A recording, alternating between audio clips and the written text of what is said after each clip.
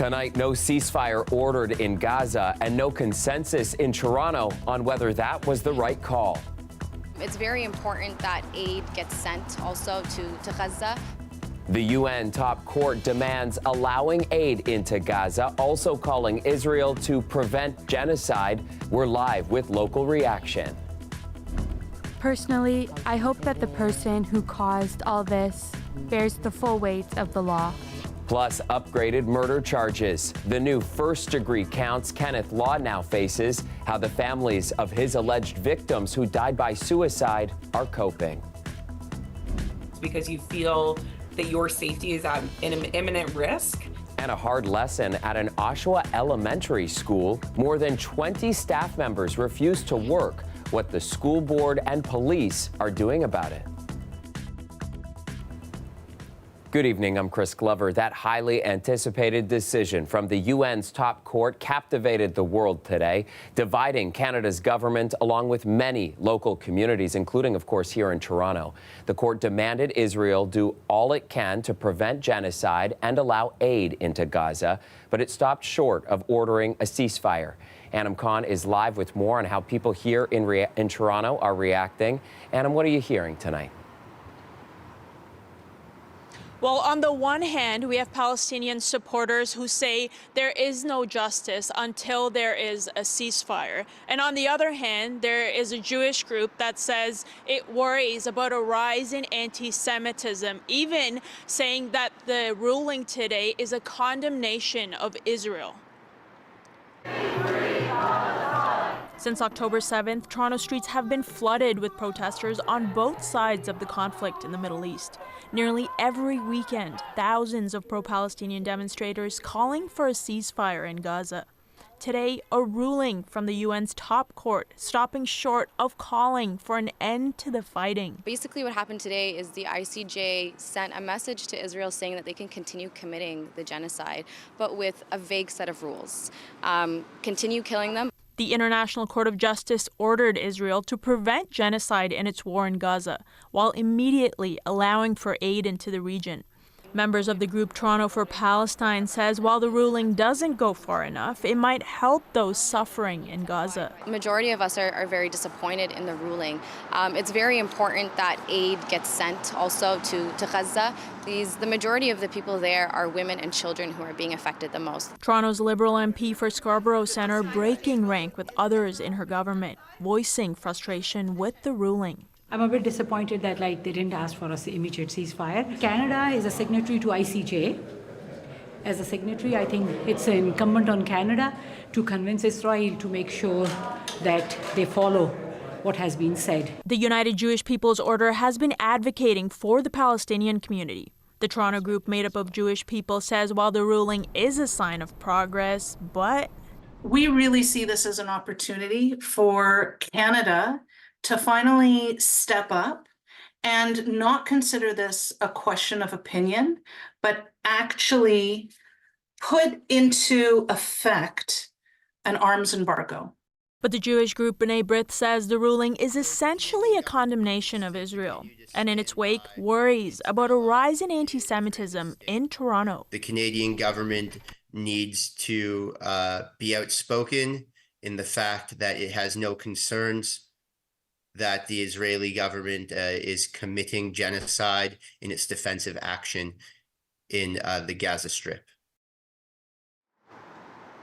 Toronto Police says it spent over $7.5 million policing over 300 protests since October, and that number will continue to rise. Palestinian supporters say they will continue to take to the street, putting pressure on the government. Thank you, Anam. Anam Khan reporting live for us tonight. Next to the latest on the alleged poison seller Kenneth Law, CBC News has learned all of his 14 murder charges have been upgraded from second degree to first. The Mississauga man is accused of sending lethal substances to people who died by suicide. Thomas Dagla has covered this story extensively for months and brings us this significant update. Maria Lopez takes strength from her necklace with a picture of her beloved only child. Jasenia Bedoya Lopez from Aurora, Ontario, died in September 2022. only 18 years old, a recent high school grad, now considered one of the 14 alleged murder victims of Kenneth Law. Para mí, mi hija fue además de mi amiga, mi confidente. To me, my daughter was, in addition to being my friend, my confidant. She was everything. Every day, instead of feeling better, every day we feel worse. CBC News has learned Law is now facing upgraded murder charges, 8 months after he was arrested at his home near Toronto. Law will face charges of first-degree murder and counseling or aiding suicide, 1 count of each, for 14 deaths across Ontario. Investigators allege he operated websites selling a toxic salt and other items meant for self-harm. We're looking into victims throughout the province, and we are aware of other victims in other jurisdictions as well. 21-year-old Stephen Mitchell Jr. from Toronto died last year. His father tells us, "We believe the latest upgrade to the charges against Mr. Law matched the crimes that he committed against my son and many others, and the clear seriousness of those crimes." We have lots of case law on what is planned and deliberate murder. There may not have been a case exactly like this. Law sent packages around the world, from the U.S. to New Zealand, and those products are suspected of being connected to at least 124 deaths. Britain's National Crime Agency is reviewing 93 cases in that country alone. I'm wondering what you hope comes of this, ultimately. Yo personalmente espero que la persona. Personally, I hope that the person who caused all this de todo bears the full weight of the law. After their pain, they hope justice will follow. Thomas Dagg, CBC News, Toronto. Turning next to a hectic travel day for some drivers and transit users in the city's northwest. The boom of a truck smashing into a rail bridge near Weston and St. Clair this morning. Traffic in the area was closed, plus GO and UP Express trains traveling across the bridge were halted. After it was determined there was no structural damage to the bridge, train service finally resumed, and so too did vehicular traffic, though that was not until this afternoon. In Mississauga, 2 people are in hospital after a serious crash early this morning. Upon arrival, emergency services located 2 occupants with serious injuries, one of whom was transported to a trauma center where his injuries were determined to be life-threatening, and the other of whom was transported to a local hospital where his injuries were deemed to be severe. All right, so this one happening just before 2 a.m. near South Down Road and Lakeshore Boulevard. The SUV hit a pole and rolled onto its side. So 2 seriously injured and taken to hospital, while 3 other people in the vehicle were treated at the scene for minor injuries. And it looked more like spring than winter outside today. The special weather statement from last night remaining in effect this morning, along with some heavy rainfall. Let's get to Victor Paolo with the forecast. Victor, I was loving the sun we saw in the downtown this morning, but could have used a lot more of it. Well, we haven't seen a lot of sunlight here in the GTA over the last couple of weeks. And when it comes to tonight and what else we're going to be expecting for the overnight, it's going to be much similar. We have fog patches and cloudy skies in order, and we do get a bit of snow on Sunday. Now, minus 2.4 is your average high, minus 10.9 is your average low this time of year. And taking a closer look as to what's going to be happening over this weekend, well, not a lot except for cloudy skies. And by the time you get to Sunday, right around 9 o'clock, you can see that that snow is going to be starting, and it's going to last all the way through to about supper time. And then when that snow wall clears, we are right back to regular scheduled gray, cloudy skies. Quick look at our 3-day forecast. Well, back-to-back cloudy days with some snow coming on Sunday. And when it comes to Monday, the temperatures will slowly but surely start to dip. Stay tuned to Chris and I for the rest of your 3- and 7-day forecast. All right, Victor, thank you. The final witness testified at the coroner's inquest into the death of Sammy Atim today. The former deputy Toronto police chief shared what policing was like when Atim was killed, how his death sparked change, and what still needs to happen. Talia Ricci reports.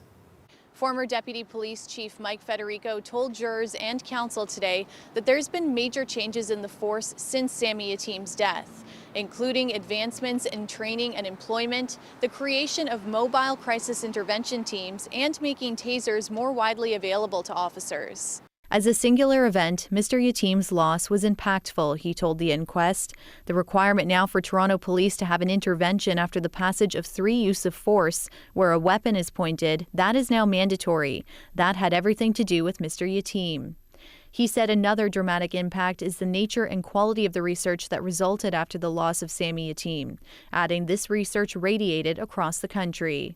Sammy Atim was 18 years old and standing alone on a Toronto streetcar holding a small knife, experiencing a mental health crisis on July 27, 2013. Former Constable James Versillo started firing his gun less than a minute after arriving at the scene.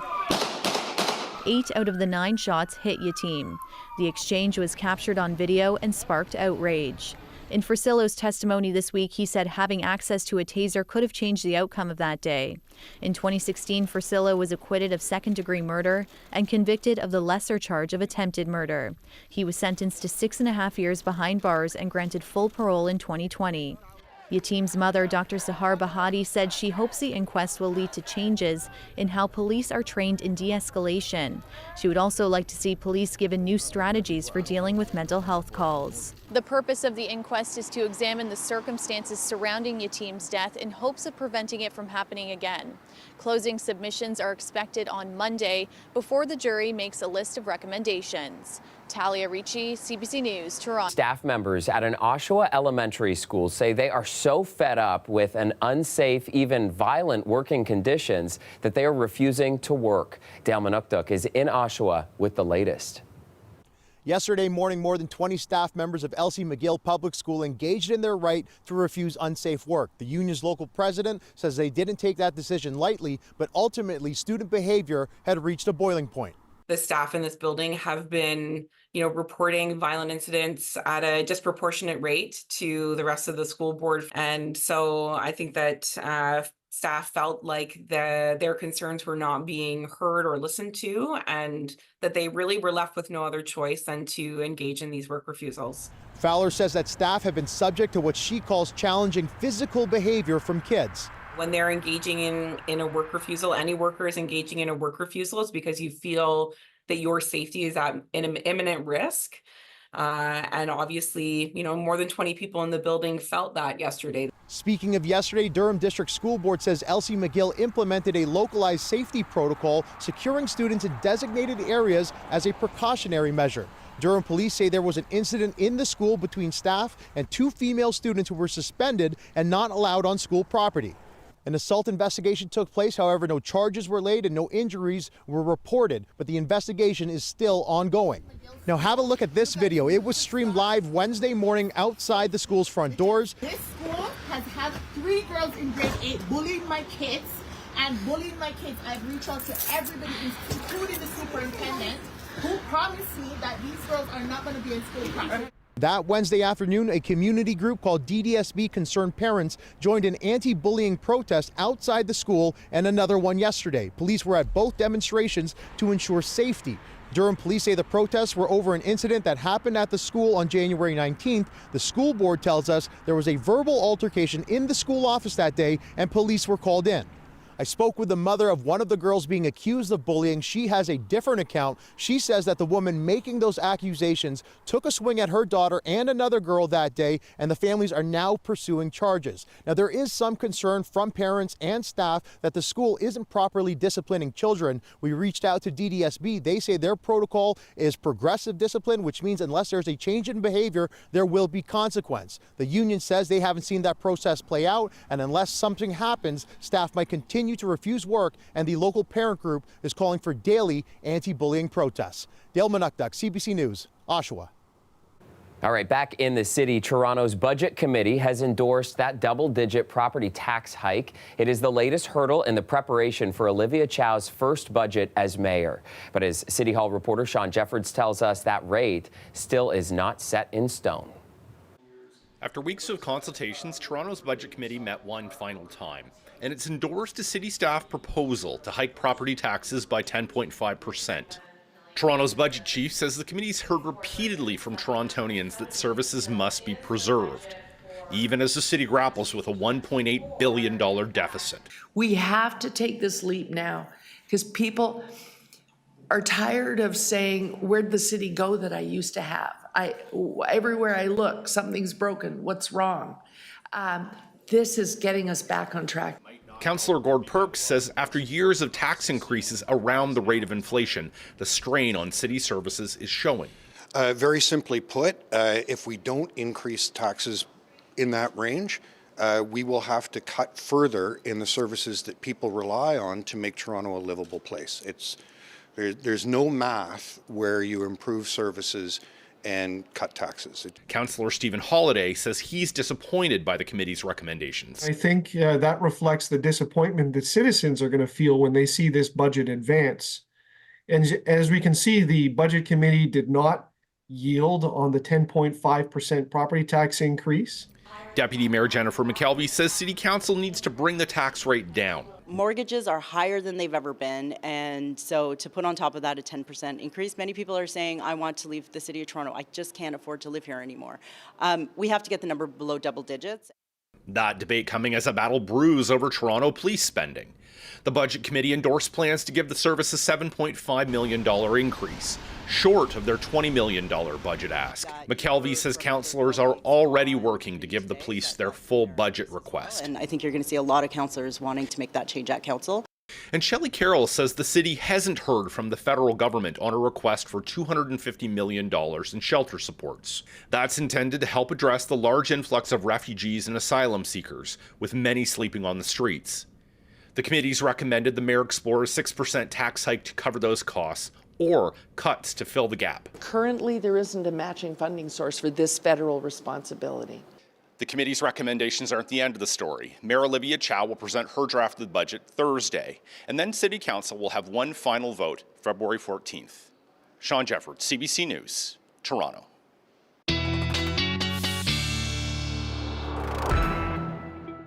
Sorry to tell you, but a drizzly weekend is on tap for Toronto, and maybe even cold enough for some snow on Sunday. Let's get back to Victor Paolo for a look at the long-range forecast. Taking a look at the map of North America here, we'd just like to note, you can see a lot of that Arctic air mass, which was all the way down here last week, has really pushed itself right back up north. But we are expecting temperatures to drop down a bit by the time it's Monday and Tuesday. Taking a look at the long range, you can see it slowly going to push itself right down to us when it's Monday, Tuesday. But then by the time we get back to Wednesday, Thursday, Friday, we are right back to regular scheduled mild temperatures. What do I mean by mild temperatures? Well, temperatures such as tonight. It's going to be 1 degree with fog patches and overcast, like you can see behind me. Not a lot of sunshine that we've been experiencing here in the GTA over the last couple of weeks, and unfortunately, it's going to be a continuation of that. We're expecting a touch of scattered showers, but not too much. If you take a bit of a look at the snowfall amounts we'll be expecting between now and the beginning of Sunday, well, the good news is not a lot of snow is expected to fall. And with not a lot of snow expected to fall, there's no rain as well expected to come to us in GTA between now and Sunday morning. But when Sunday morning starts, we will be experiencing a bit of snowfalls. We do take a closer look here right around 9 o'clock in the morning on your Sunday, but Saturday, as mentioned, just cloud cover. But Sunday's what we're expecting to see a bit of snow coming our way, and it's going to be starting around 9, and it's going to last, as you can see here, till about after supper. Quick look at our 3-day forecast. Well, unfortunately, more cloudy days ahead with some snow on Sunday. But when it comes to your Monday, your Tuesday, Wednesday, Thursday, and Friday, well, it's back to milder temperatures towards the tail end of the week. But looking at your Monday night, your Tuesday night as well, temperatures are going to start to dip. It's going to get a bit more chilly. But the good news is eventually we'll get back to the milder temperatures, and it won't be as cold as it was the week before. Hope you all have yourselves a great weekend, and stay warm, Toronto. And over to you. Thanks, Victor. You have a great weekend as well. And the weather won't be amazing this weekend, but if you're looking for a fun activity, the Distillery District is bringing Cottage Vibes to the city. You're downtown Toronto here, but at the same point in time, you can experience a little bit of sort of Muskoka, a little bit of the north, you know? And so the smell of the evergreens, obviously the smell of the fire, you know, we've got coal burning over there for the sausages and all the different things cooking out on the outdoor grill here. You've got the fires at the table side here where you can roast marshmallows. All of that adds to that ambiance of just being outdoors in Canada and really enjoying what it is to be Canadian. Entrance to the event is free, and you'll also be able to stay toasty by the fire in complimentary blankets. A live DJ will also be mixing some tunes, and the distillery's après-ski weekend Finally, tonight, Toronto's Winterlicious program officially kicked off today. For the next 2 weeks, the city is encouraging people to head out to eat during the cold winter season, and participating restaurants are offering a fixed menu with prices at a slight discount. Greg Ross has more. Mildred's Temple Kitchen in Liberty Village was packed for brunch today. A larger than usual crowd for a Friday in January, thanks to several people taking advantage of the Winterlicious menu. I think the ratio to Winterlicious menu to our regular a la carte menu, I think it's about 50-50 right now, which is great. More than 200 restaurants around the city are taking part in Winterlicious. Diners get to choose off of a chef's curated 3-course menu, with prices ranging between $20 and $55 for lunch and $25 and $75 for dinner. For many, it's a chance to try something new. Obviously, I've never tried anything like this before, and for that price, it opens up your palate. It was exciting to have an option to try different things I wouldn't normally try. Typically, when you're doing something like this, your brunch would be like around $100, and so it's quite nice. They're offering it for $34. Mildred's Temple Kitchen is using it as an opportunity to show off some of their staples to new customers and offer new options to regulars. Pancakes first and foremost. Mildred's wouldn't be Mildred's without pancakes. But most importantly for restaurants, it's a pick-me-up in the middle of the winter lull, when business is usually at its slowest. I feel like in winter in general, typically I'd like to hibernate. We've seen a bit of a dip, so participating in Winterlicious is a great opportunity to kind of showcase and hopefully attract a new clientele and establish some repeat business. Winterlicious runs today through February 8th. The city is strongly recommending that people make reservations before attending any participating restaurants. Greg Ross, CBC News, Toronto. Well, I am hungry now. That's it for us tonight. Shannon Martin has your next local newscast tomorrow at 6, and I'll see you back here at 11 o'clock on Monday night. Have a great weekend. See you Monday.